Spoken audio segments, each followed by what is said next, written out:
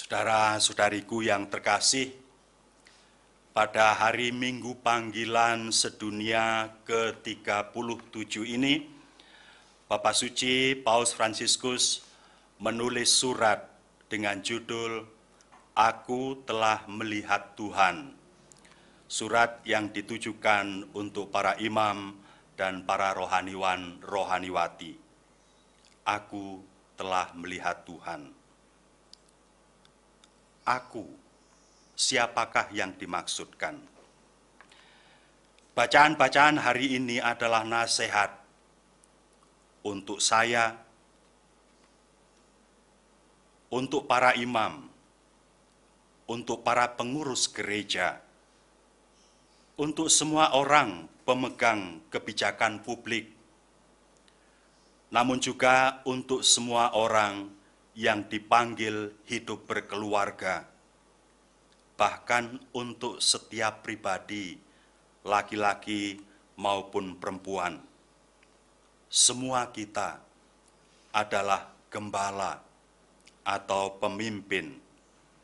Kita menggembalakan atau memimpin setiap saat orang lain maupun diri kita sendiri.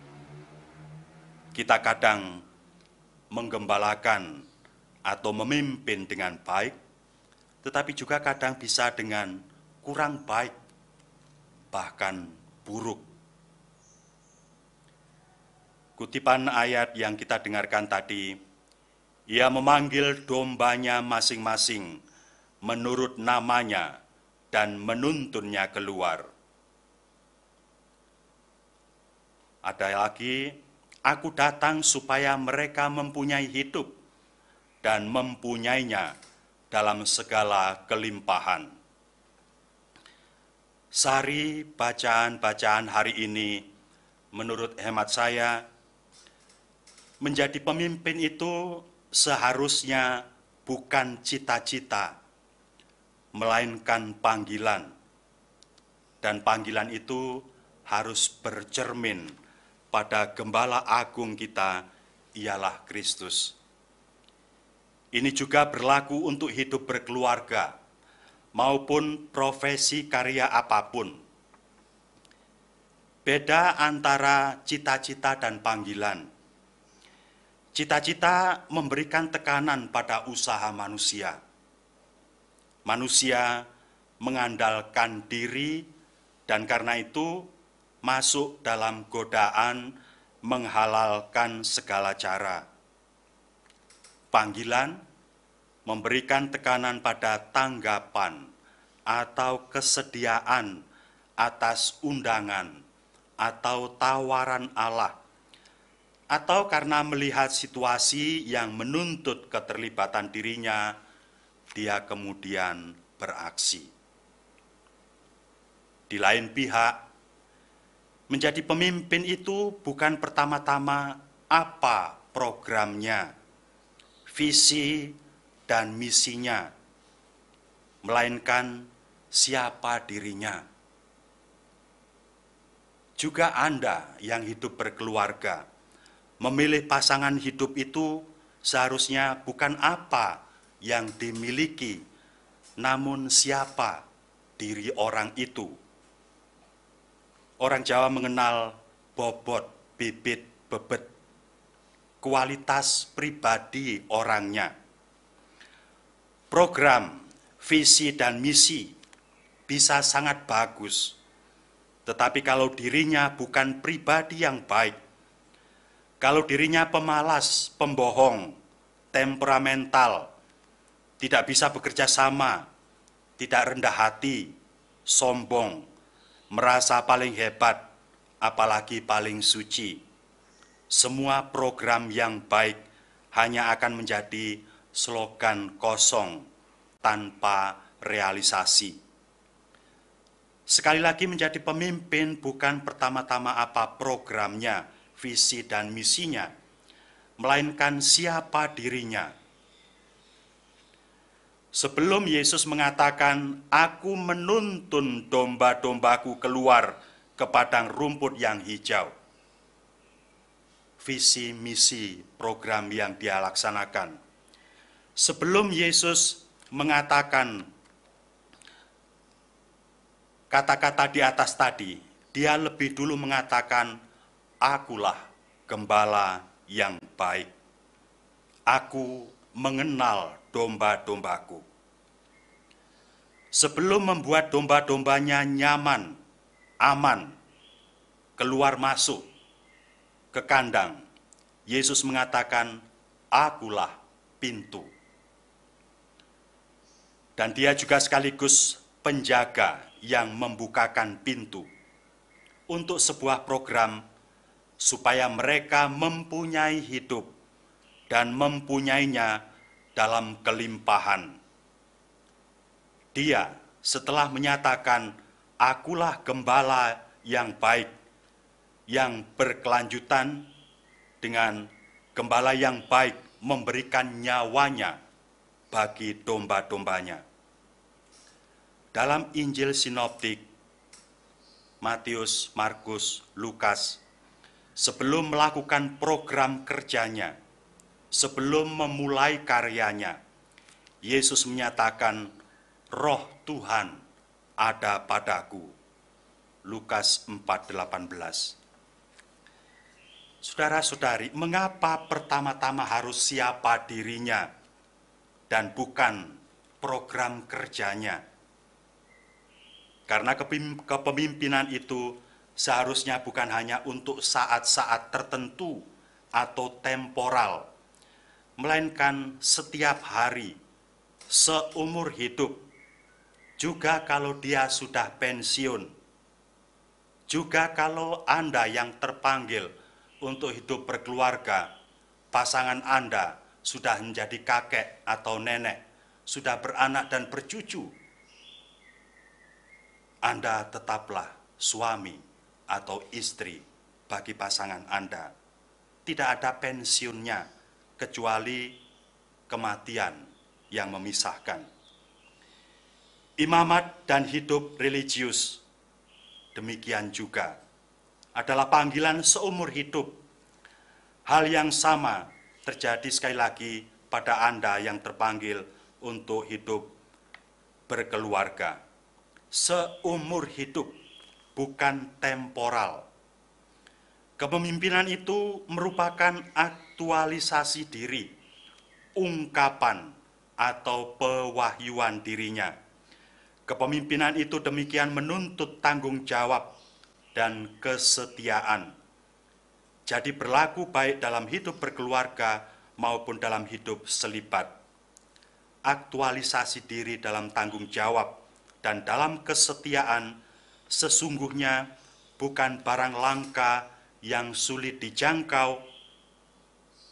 Sejauh kita menyadari dan membawakan diri sebagai manusia yang baik, setiap hari kita pasti bisa setia akan pilihan hidup kita. Saudara-saudari yang terkasih, sekali lagi, kepemimpinan itu adalah aktualisasi diri. Menjadi pemimpin itu juga bukan untuk mencari nama atau kemuliaan atau popularitas diri, melainkan kerelaan untuk menjadi pelayan, rela menderita. Bacaan kedua kita dengar dari Santo Petrus tadi. Berani, kotor, berkeringat, rela dianggap rendah, dipermalukan, diolok-olok, bahkan difitnah, seperti Kristus sendiri. Tidak egois mementingkan diri sendiri, melainkan rela berkorban. Baguslah kalau seorang pemimpin juga seorang yang suci, namun sekurang-kurangnya dia harus rendah hati. Kesucian tidak mungkin bisa menjadi atau bisa terjadi tanpa kerendahan hati. Menjadi pemimpin juga, kalau itu kepala keluarga atau ibu rumah tangga, bukan pertama-tama memerintah atau minta dilayani, melainkan seharusnya untuk melayani. Menjadi pemimpin suatu saat bisa jadi akan mengalami rasa bosan, tidak merasa berhasil, namun janganlah lari meninggalkan gelanggang pelayanan atau tanggung jawab. Karena bukan sukses menurut program dan rencana kerja dirinya ukuran martabat keberhasilannya, melainkan kebaikan, kesejahteraan, dan kebahagiaan pihak yang dilayani. Melayani bisa jadi akan repot, tetapi tetaplah jangan pernah sewot. Sabar adalah kata lain untuk mengungkapkan kerendahan hatinya dan kerelaan pelayanannya. Wajar kalau mengalami rasa lelah, namun jangan menyerah atau merasa lelah sebelum tuntas tugas. Kadang juga emosi dan sakit hati menghampiri, tetapi baiklah tetap mawas diri dan jangan lepas kendali, apalagi membuat tangannya menjadi tangan besi, main pukul KDRT, atau lidahnya menjadi pedang yang tajam, bermata dua dengan nyinyir dan berkata ketus. Walau menemukan suasana tak bersahabat, tidak hangat, tetaplah bersemangat. Bibir bersungging senyum dan hati bersukacita. Itu kira-kira pemimpin yang tulus, yang melayani dan bukan memerintah. Jati diri dan spiritualitas pemimpin adalah pelayan dan pelayanan. Aku datang supaya mereka mempunyai hidup dan mempunyainya dalam segala kelimpahan, kata Tuhan. Pelayan adalah pelaksana tugas, mempunyai cara pandang yang berbeda dengan tuan atau puan, yakni orang yang berlaku sebagai pemerintah atau orang yang suka memerintah, yang berarti yang suka dilayani. Pelayan lebih mengutamakan orang lain atau pihak lain daripada dirinya sendiri. Perhatian pelayan adalah kebutuhan orang lain dan bukan kepentingan atau kebutuhan dirinya. Pelayan memandang dirinya sebagai hamba yang kosong, tak punya apa-apa, tidak bermilik, bukan pemilik atau penguasa, tetapi justru berjaga penuh tanggung jawab atas milik orang lain. Kristus mengatakan, "Akulah pintu agar domba-domba keluar masuk dengan aman." Sementara tuan atau puan karena merasa pemilik dan penguasa bisa berlaku santai, ceroboh, sembarangan, bahkan semena-mena. Kita manusia harus sabar dan sadar bahwa segala sesuatu milik Tuhan. Banyak manusia lupa daratan dan melupakan Tuhan dan tidak bisa mencintai sesamanya karena sikap hidup materialis, obsesi akan kepemilikan barang-barang duniawi sebagai ukuran martabat dirinya. Pelayan tidak membandingkan pekerjaannya dengan pekerjaan orang lain, atau mengkritik pelayan lain, atau nyinyir terhadap perbuatan tuannya. Pelayan tidak membandingkan keluarganya dengan keluarga orang lain, tetangga sebelah mempunyai apa atau berapa, tabungannya atau pernah kemana, jalan-jalan, plesiran, ke negara apa. Sebab kalau itu terjadi akan memunculkan rasa iri, karena pasti akan menganggap pekerjaan orang lain lebih ringan dan tuan atau puannya dianggap pilih kasih. Sikap demikian akan menimbulkan bukan hanya iri, dengki, dan malas, melainkan juga melahirkan sikap tidak jujur, curiga, bohong, menipu, dan ABS, korupsi. Sikap itu justru akan merusak martabat dirinya. Seorang pelayan sejati akan mengutamakan mengisi waktu untuk bekerja, dan mengerjakan pekerjaannya sampai selesai, bukan memikirkan pekerjaan orang lain atau sesama pekerja lain, atau bagaimana tuannya berbuat apa. Aku telah melihat Tuhan, kata Bapak Suci dalam surat pada hari Minggu panggilan ke-37 ini. Kita harus bercermin pada Kristus yang di atas salib setelah melaksanakan programnya, dia mengatakan, selesailah, sudah. Sudah selesai, tuntas. Kita dipanggil untuk menjadi pelayan yang melandaskan sikap mental kita pada gaya hidup Kristus, yang sekali lagi datang bukan untuk dilayani, melainkan untuk melayani. Kita diundang untuk memandang pelayanan sebagai kesempatan memberikan diri, bukan sebagai kewajiban memperoleh hak.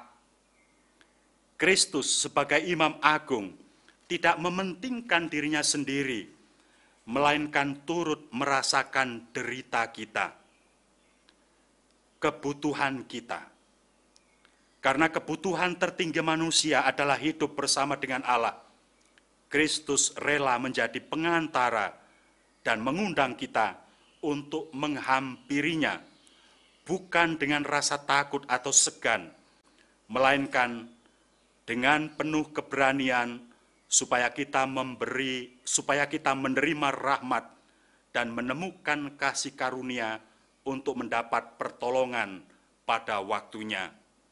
Ibrani 4 ayat 16. Kita harus berani, mempunyai sikap, menyukai, menolong orang lain, menemukan kebutuhan-kebutuhan orang lain, dan memberikan bantuan atau kebutuhan itu. Melayani sesungguhnya adalah nilai tertinggi dari kehidupan berkomunitas. Kita harus berani menjadi manusia yang mau belajar dari kerendahan hati Kristus. Hendaklah kamu dalam hidup bersama, berkomunitas, atau berkeluarga, dapat dikatakan seperti itu. Hendaklah kamu dalam hidup bersama menaruh pikiran dan perasaan yang terdapat juga dalam Kristus Yesus, yang walaupun dalam rupa Allah, tidak menganggap kesetaraannya dengan Allah itu sebagai milik yang harus dipertahankan, melainkan telah mengosongkan dirinya sendiri. Filipi 2 ayat 5-7. Yesus memberikan hidupnya bagi sesama dengan tanpa pamrih dan tanpa pilih kasih. Tuhan memberkati kita.